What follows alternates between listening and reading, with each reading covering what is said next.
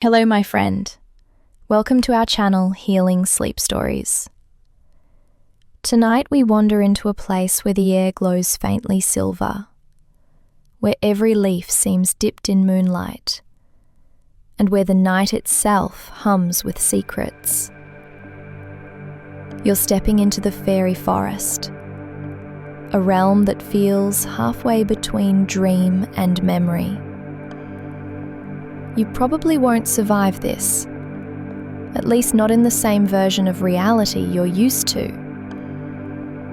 That's the trick with fairy places.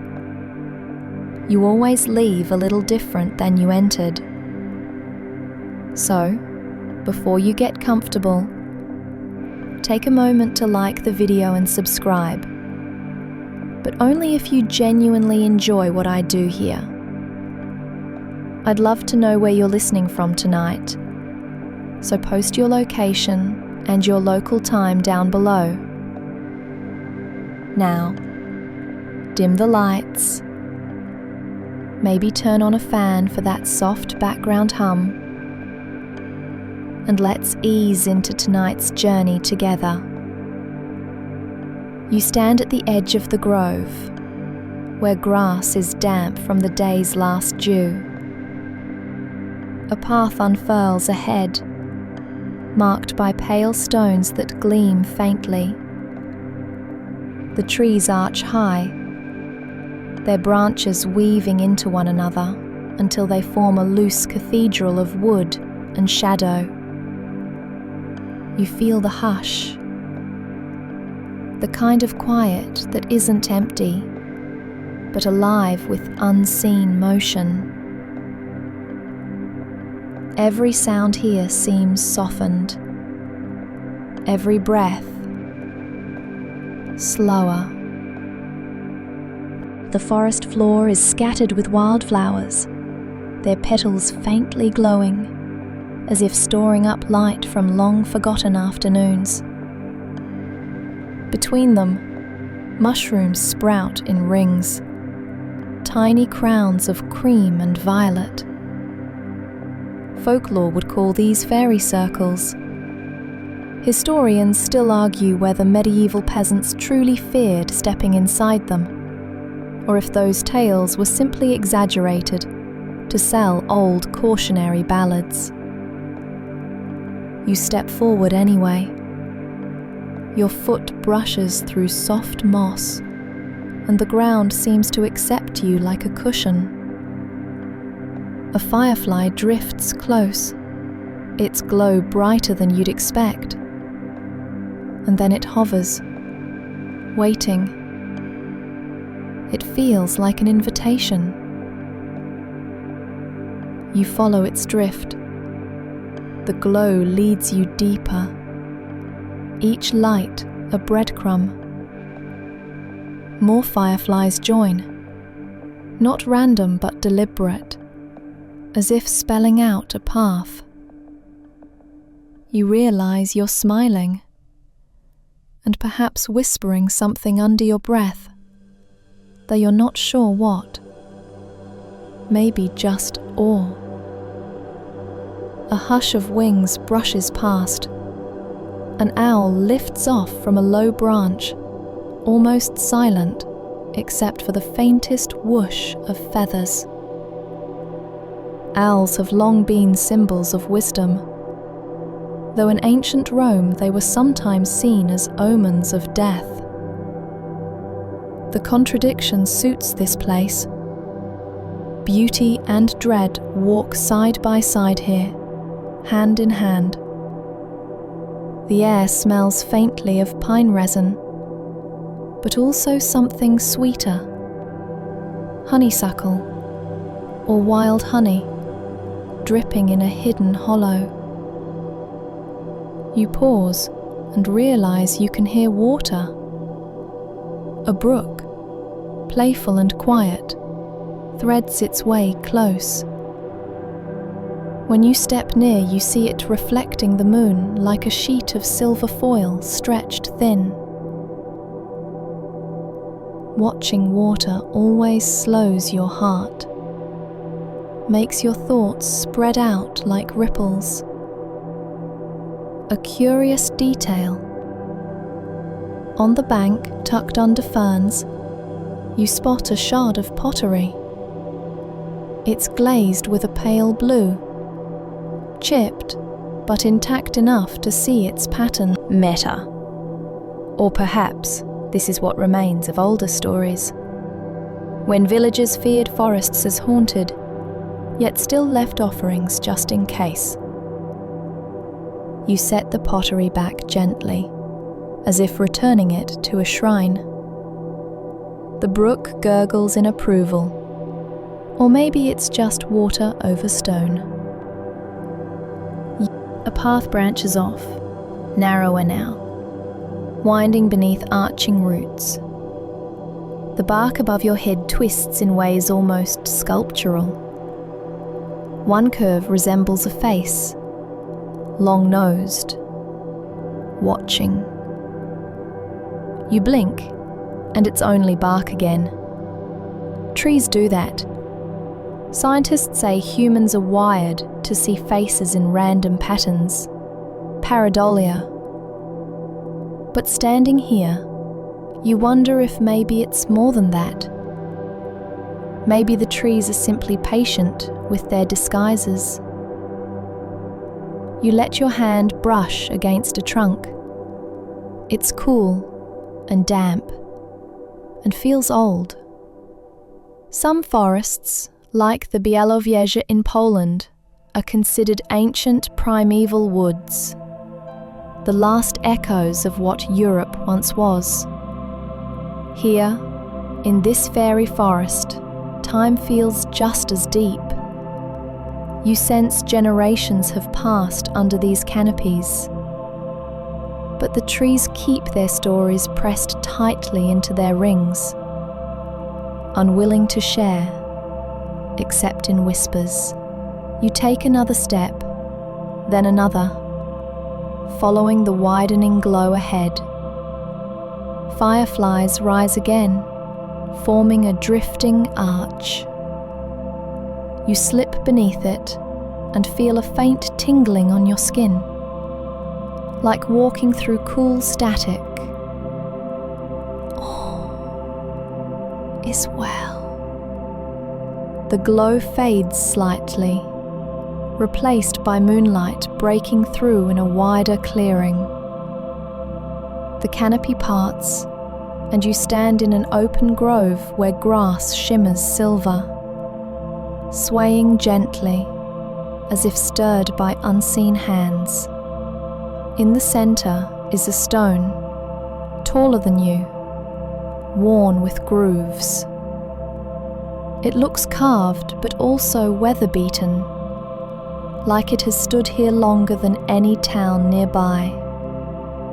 Historians still argue whether stones like this were true ritual markers or simply practical boundary posts. This one feels neither. You feel it hum faintly beneath your palm when you touch it. A vibration. Subtle, but there. Science has no note for that sensation. You step back, and the fireflies circle once more. The forest holds its breath. You do too. Meta. Already you feel the hush of something larger wrapping you like a blanket. The night stretches, and the forest waits. You leave the moonlit grove behind, the tall stone still humming faintly in your memory. As the path narrows again, the fireflies scatter into the shadows, no longer guiding, simply flickering like stray thoughts. Your feet crunch on fallen leaves, soft but steady.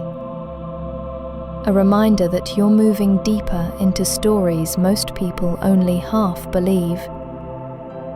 The trail twists between tree roots that rise like frozen waves. Each step feels like crossing thresholds. You notice how the air shifts, cooler, tinged with earth, almost tasting like rain before it falls. Somewhere in the distance, a night bird calls. Its cry echoes oddly, as though bouncing off walls that aren't there. You come upon an old wooden bridge, narrow, sagging, its planks slick with moss. It arches over a stream so dark it feels bottomless. You test the first step, and it creaks, but holds. Old bridges have always carried superstition. Many believed trolls or spirits lingered beneath them. In medieval folklore, offerings were left before crossing. Little bits of bread or milk poured into the water. Historians still argue whether these rituals were truly widespread, or if later writers exaggerated them into fairy tale drama. Either way, you step lightly, half expecting a hand to grab your ankle, half grinning at your own imagination. At the other side, the forest thickens, and you notice a peculiar shape on the ground. Stones arranged in a spiral, half buried in moss. You kneel, tracing the pattern with your finger. Spirals have always carried strange weight. Celtic art adored them. Labyrinths borrowed their logic, and even galaxies spin with that curve. The spiral feels like a reminder. The deeper you go, the more you circle inward, toward some center. You rise, brushing dirt from your palm. Breathing slows, thoughts soften. The spiral lingers in your mind, as if branches knot and weave so thick the sky disappears. You feel sheltered, but also watched. You remember the way explorers described the Amazon rainforest: dense, humid, alive with a million invisible eyes.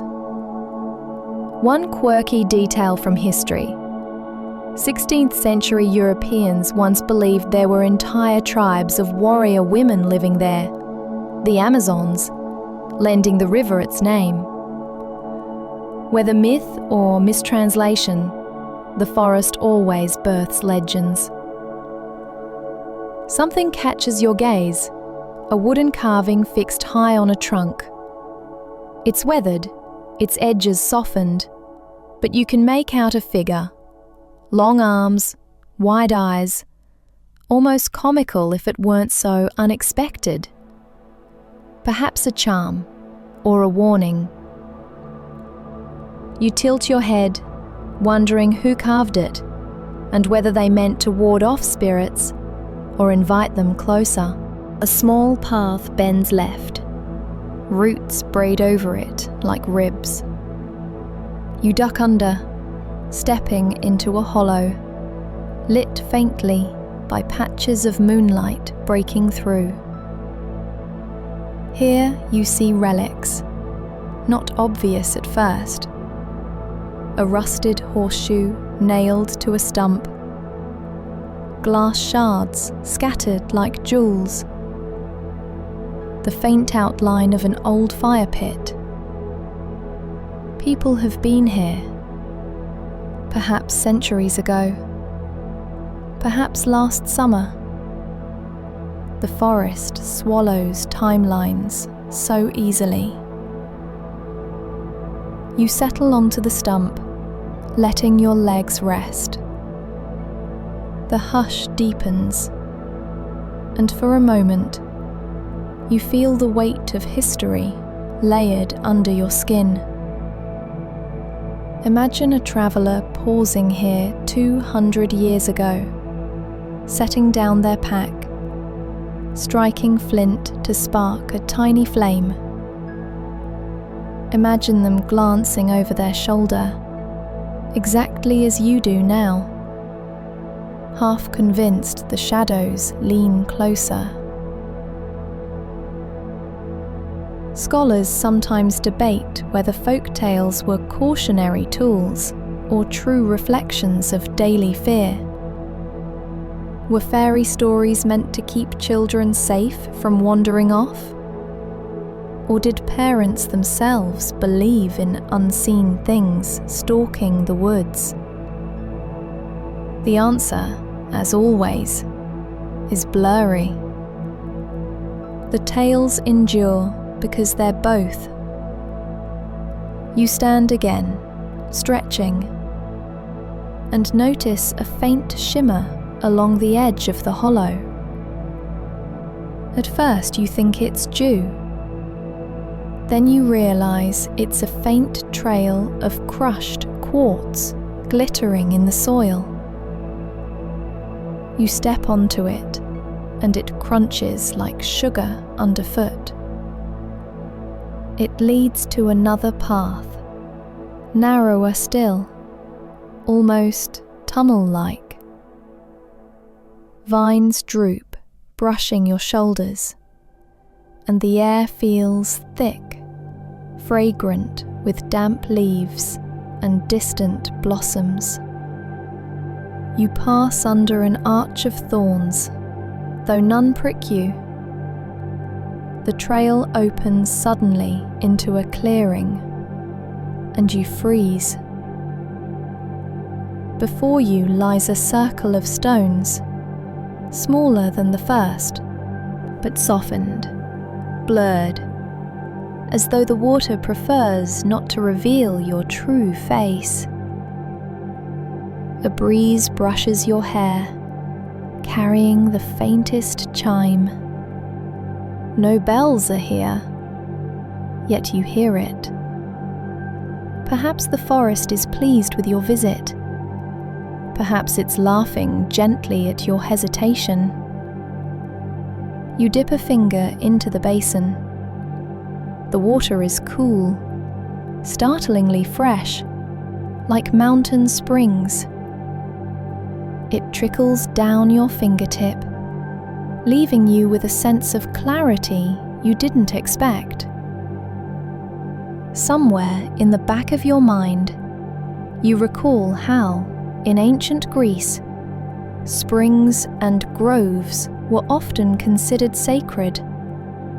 Inhabited by nymphs, people left tokens, coins, or bits of bread, much like the rituals you imagined earlier at the bridge.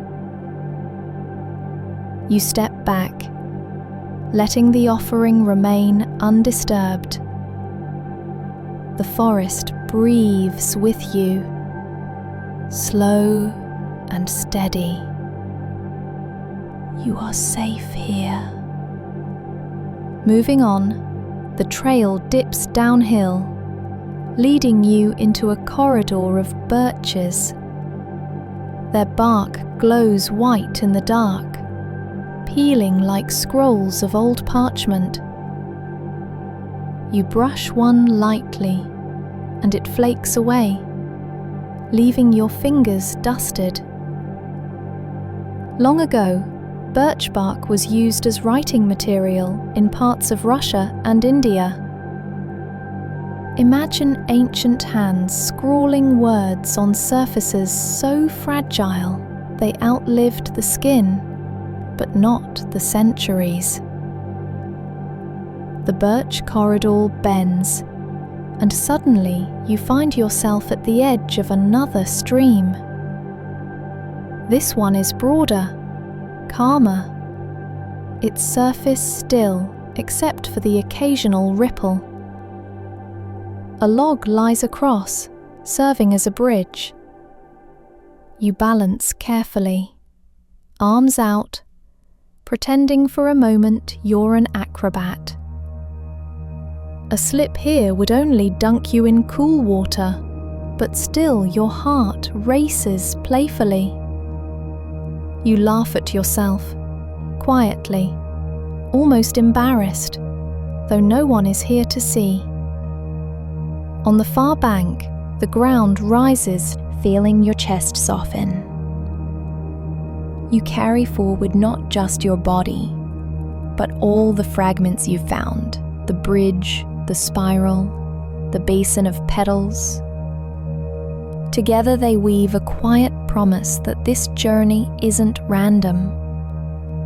Every hidden pathway is leading you deeper into the forest's memory and into your own stillness. You descend from the small hill, the mossy slope soft beneath your steps. The forest seems to hush even further, as if preparing you for something waiting deeper inside. The air cools, and the scent of damp wood thickens. Somewhere overhead, an owl hoots again, low and steady, like a drumbeat guiding your path. The trail winds into a grove where the trees grow unnaturally close, their trunks twisted together as though in silent conversation. You hesitate, then slip between them, the bark brushing your shoulders. Inside the grove, the air is charged, almost like the faint static before lightning. You pause, half smiling, half nervous, knowing this is where encounters happen, where guardians watch. From the shadows, a shape stirs. A deer steps forward, its antlers tipped with moss and lichen, glowing faintly in the dim light. It studies you without fear, its dark eyes reflecting silver. You've read that in many Celtic myths, white stags were messengers of the other world. Hunters chased them endlessly, never catching, always being led further into mystery. Historians still argue whether such legends sprang from real sightings of pale deer, or whether the symbolism came first. Either way, the stag bows its head slightly, then turns, inviting you to follow.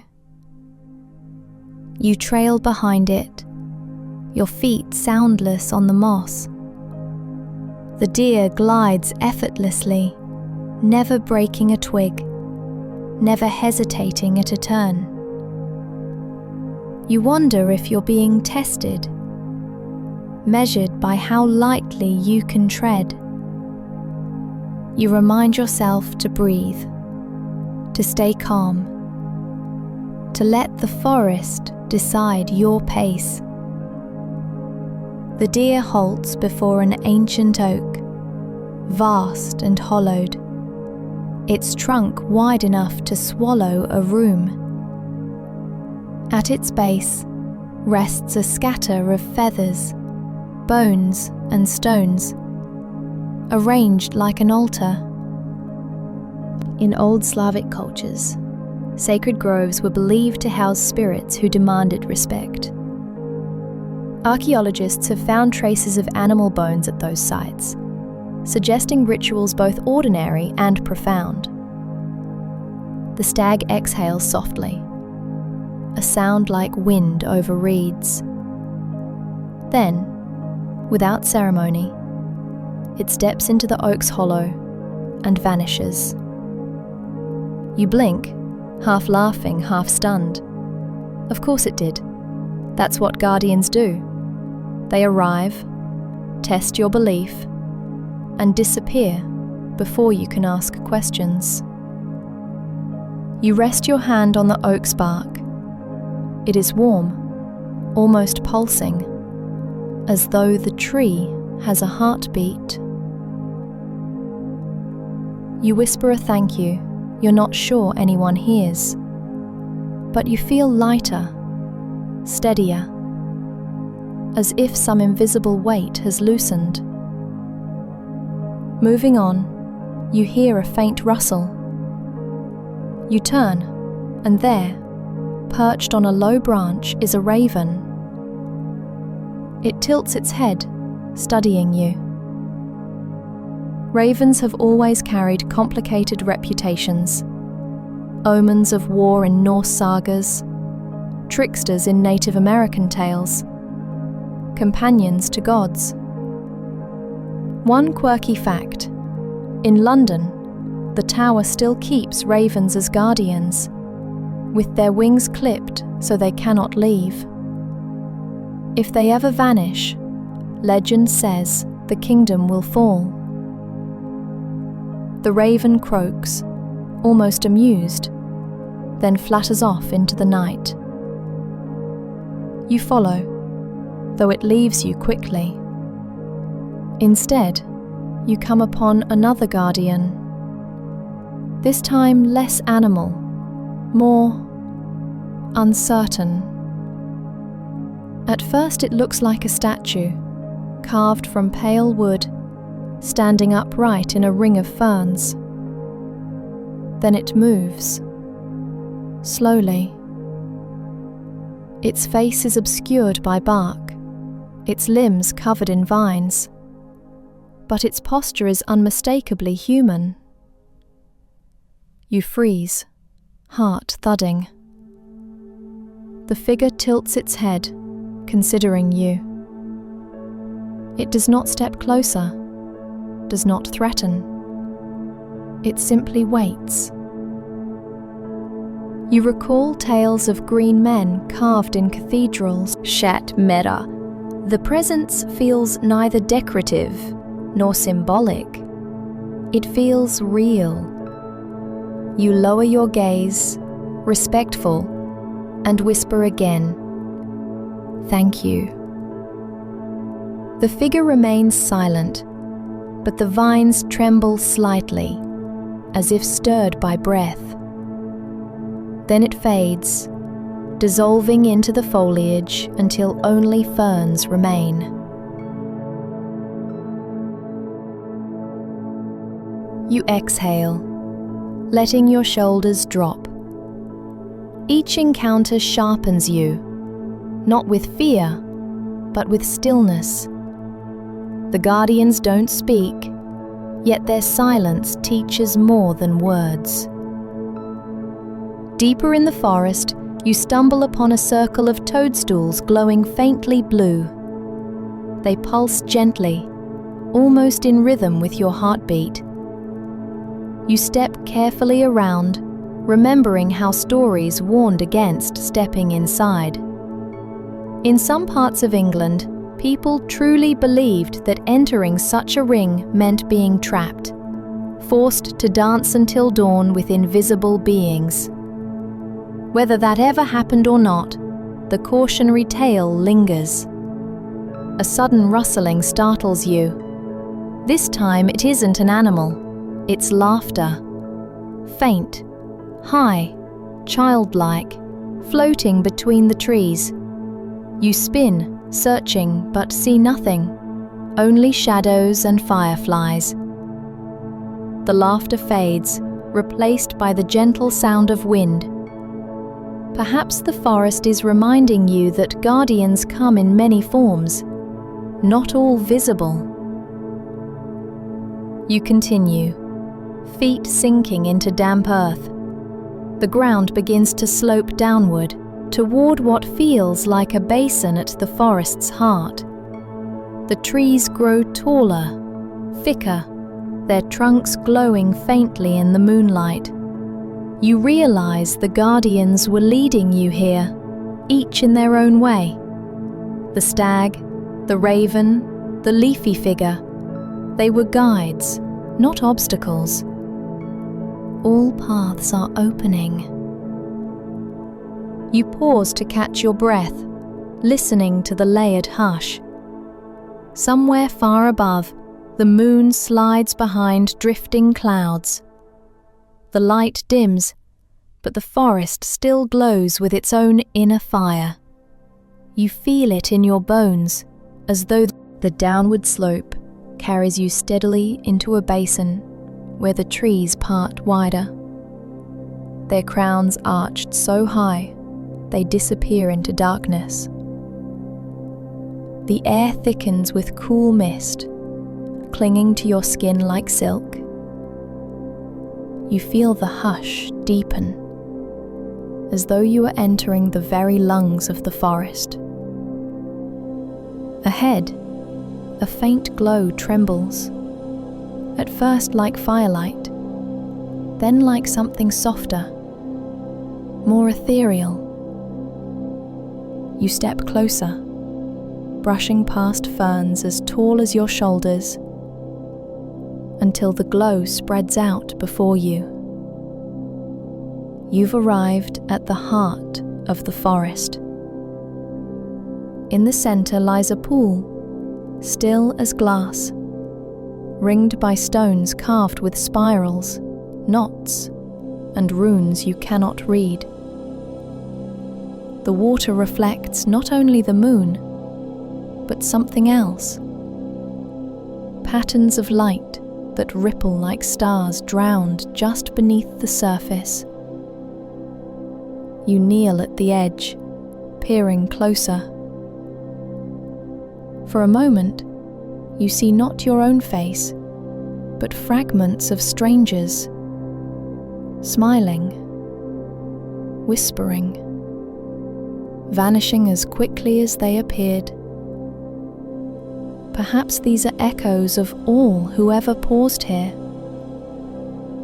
It reminds you of ancient ritual sites like Stonehenge or Avebury, circles aligned with celestial events. Historians still argue whether such places were calendars, temples, or something stranger. The debate never ends, but the mystery always hums the same way this pool hums now.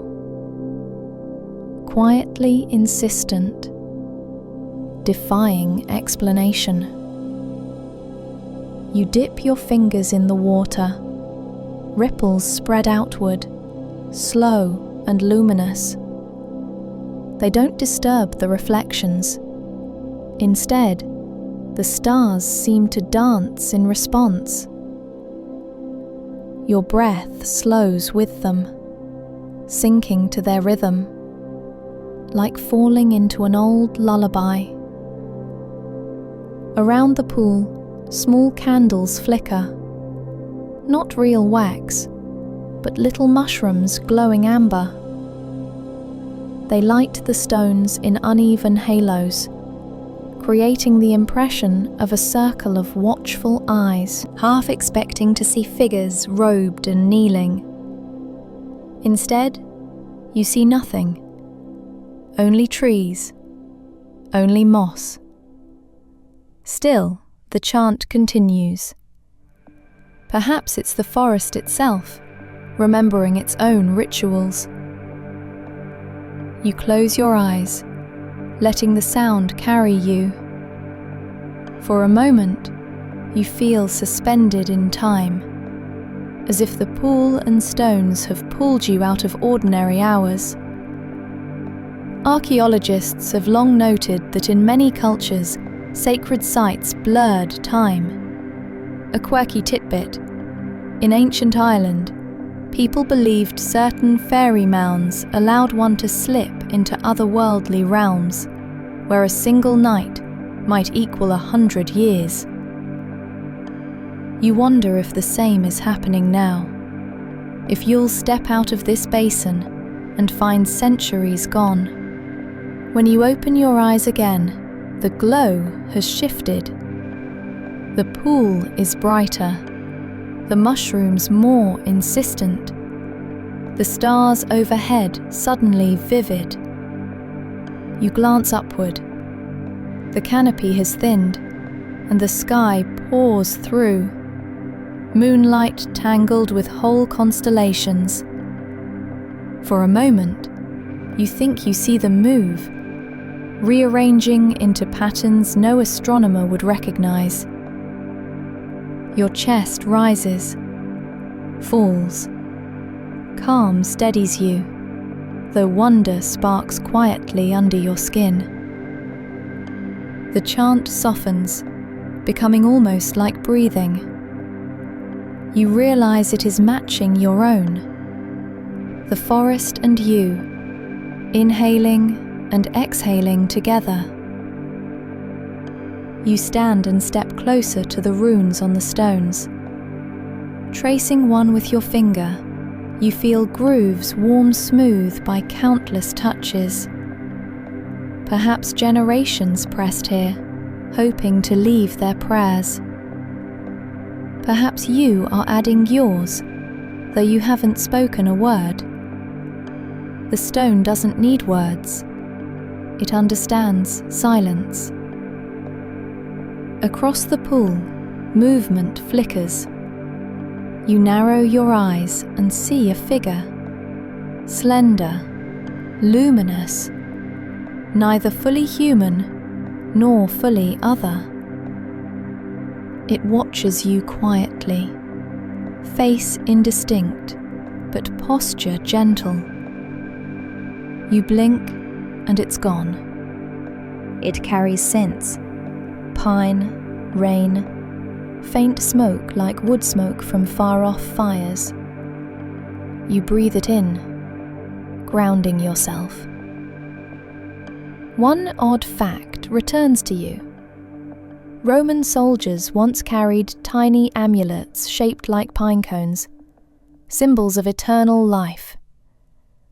Perhaps the same symbolism hums here, hidden in the air itself. The pool ripples again, though nothing touches it. Then silence falls. Not absence, but fullness. You realize this is the heart of the forest, not because of any single object, but because here, everything speaks in unison. Stones, trees, stars, breath, all aligned. You are where you are meant to be. You linger, savoring the quiet. The chant has stopped, but its echo lives in your chest. You step back, letting your feet find the moss again. The glow fades behind you as you follow a faint path leading upward, out of the basin. Each step feels heavier and lighter at once, as if you're carrying something invisible, but also leaving something behind. Time feels slippery now. Minutes stretch, hours collapse, and you aren't sure which direction the night has taken. But the forest knows. It holds you, steady as a cradle, carrying you toward its final hush. The path climbs out of the basin, winding through roots that twist like giant ropes. You glance back once, seeing the glow of the pool dim into shadow, as though it had never been there. The air shifts again, warmer now, filled with the faint perfume of wildflowers hidden somewhere in the undergrowth. You let your shoulders soften, carrying the forest's stillness with you. The trees thin gradually, and a clearing opens wide under the moon. Here the grass bends in waves, brushed by wind you can barely feel. Fireflies return, dozens of them, flickering like lanterns, leading you toward rest.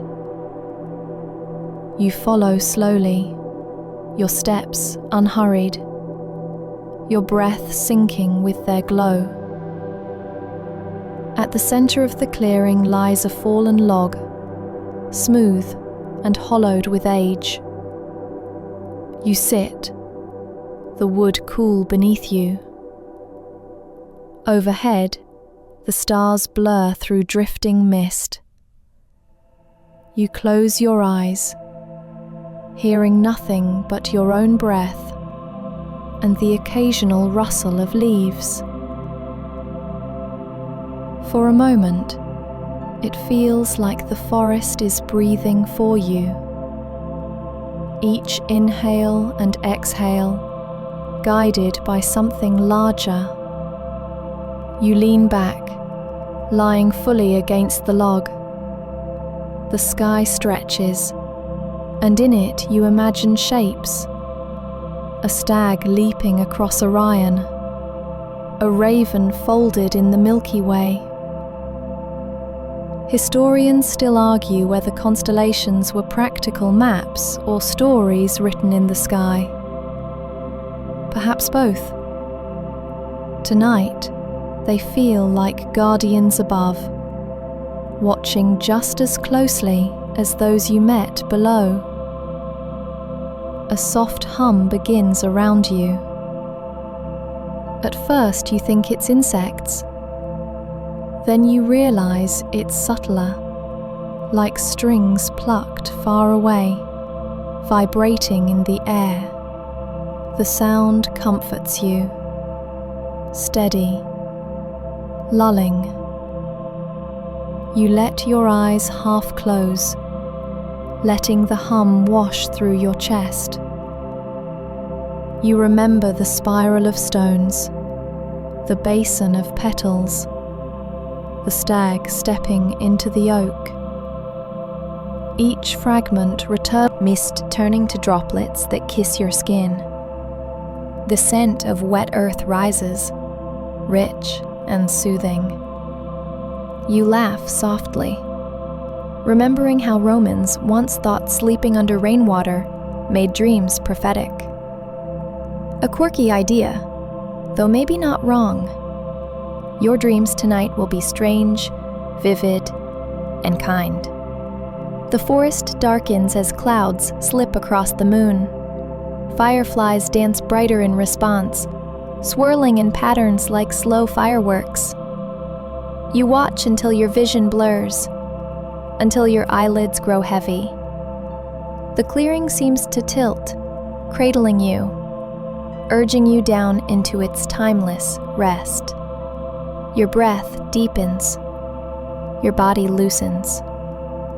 The forest holds you, steady and sure, as though it has been waiting centuries for your arrival. You let go, drifting between stars and moss, between memory and sleep. Now the forest softens, and time loosens its grip. The shapes of trees blur into silhouettes. The fireflies fade into distant stars, and even the sound of your own breath becomes slower, quieter, more dreamlike. You feel the hush folding around you, like layers of silk pulled gently across your skin. Every step you took tonight remains here, pressed gently into the moss. The spiral, the bridge, the basin, the guardians, all of them now rest inside your memory, but without weight. They've become part of your calm, woven into the rhythm of your heartbeat. You don't need to hold them anymore. The forest will keep them safe for you. You are drifting now, softer with every exhale. Imagine lying on that fallen log, eyes closed, stars hidden by clouds. Your body so light it could slip into the soil, into the roots, into the steady hum beneath everything. There's no rush here, no task unfinished, no voice demanding more. Only stillness, only rest. The night stretches endlessly above, and you float inside it, like a leaf rocking on quiet water. Each breath carries you further, deeper into a space beyond time, a place where nothing startles, nothing presses, nothing pulls. You are safe. You are calm. So let the forest cradle you now. Let your thoughts dissolve like mist, your muscles soften like moss, your spirit glow faintly, like the fireflies fading into night. Sleep will come quietly, gently, as natural as the tide returning to the shore. And when it does, you will rest in peace, in warmth, in silence. Good night, dreamer.